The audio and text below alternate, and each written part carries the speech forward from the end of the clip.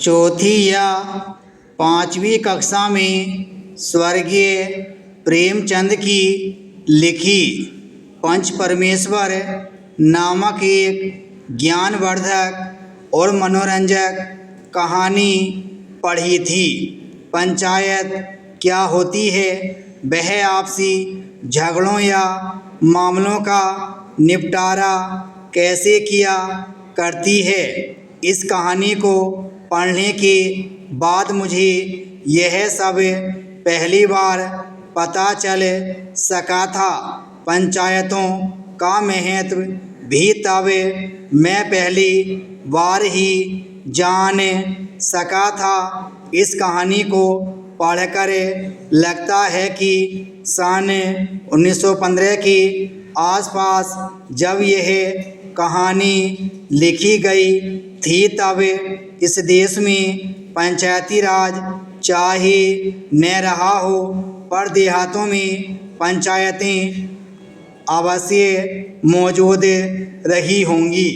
अपने छोटे मोटे झगड़े निपटाने के लिए लोग उन्हीं के पास जाते होंगे। पंचायतों द्वारा दिए गए फैसलों से भी संतुष्ट होते होंगे। जो हो, यह एक ऐतिहासिक सत्य है कि कभी इस देश में पंचायती राज पूरी आन बान के साथ चला करता था। उसे छोटे बड़े हर प्रकार के निर्णय लेने का अधिकार भी रहता था। यहाँ तक कि युद्ध और संधि करने जैसे महत्वपूर्ण निर्णय भी पंचायतें किया करती थीं। पंचायत को हम न्यायपालिका की छोटी से छोटी इकाई कह सकते हैं।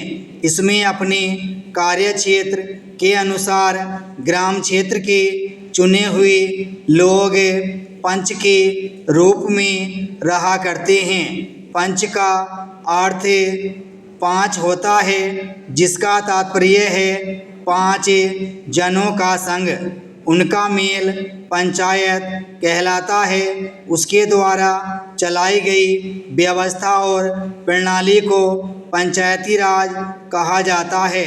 पहले पंचों का चुनाव कैसे होता होगा, इस बारे में स्पष्ट कुछ नहीं कहा जा सकता, परंतु लगता यही है कि देहातों की जनता ही मिलकर पंचों का चुनाव करती होगी। जनसंख्या के आधार पर ही उन पंचों की संख्या भी रहती होगी। उन्हीं में से एक सरपंच अर्थात पंचों में प्रमुख चुन लिया जाता होगा। फिर वही सब मिलकर ग्राम स्तर की राज्य इकाई की सब प्रकार की व्यवस्था चलाते होंगे। न्याय निर्णय करने का अधिकार भी उसी के पास होगा। इस प्रकार वह सब प्रकार से समर्थ अपने आप में पूर्ण एक व्यवस्था रही होगी। इसी कारण उसे पंचायती राज कहा जाता होगा। जहाँ तक कि आर्थिक व्यवस्था का सवाल है, काफ़ी सफलता हमें इस दिशा में हुई है। पिछले साल जो हमारी परेशानी थी वो आप जानते ही हैं।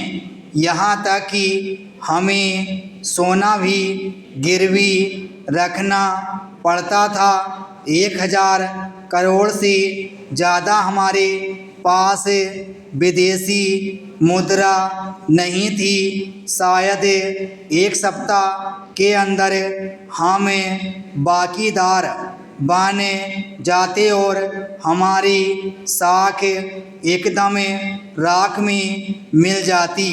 ऐसे समय में हम आगे बढ़ रहे हैं। कुछ सावधानी से फूंक फूंक कर कदम रखते हुए और आज मुझे यह कहते हुए बड़ी खुशी हो रही है। विराम स्टॉप।